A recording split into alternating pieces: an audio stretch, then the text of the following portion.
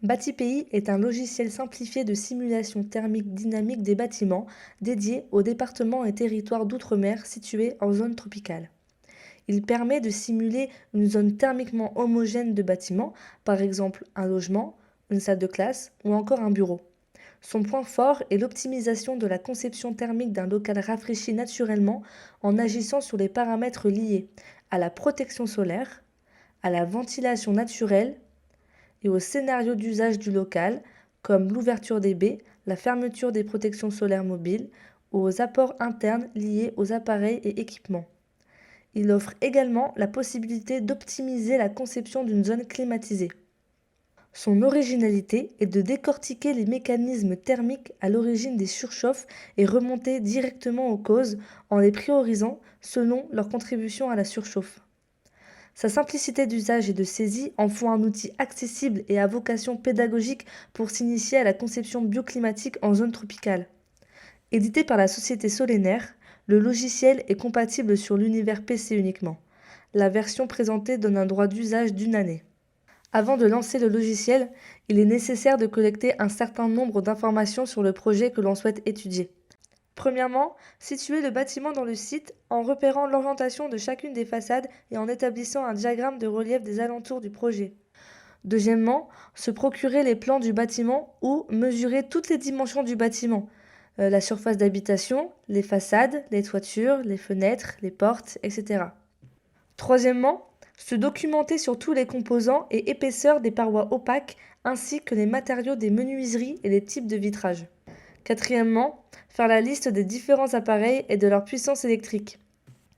Cinquièmement, établir des plannings journaliers et hebdomadaires d'occupation et d'utilisation type d'appareil et de l'utilisation des protections solaires et de l'ouverture des fenêtres.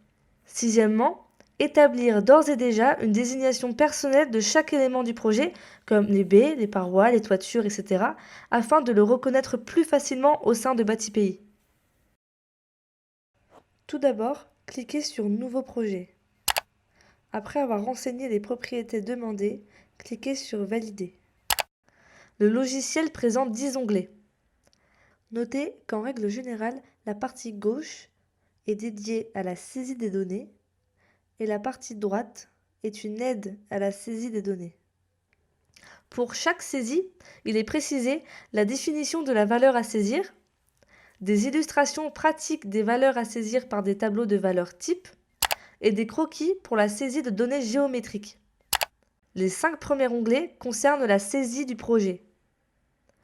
Le premier onglet est pour les données générales, donc la nature du bâtiment, le site et les données météo.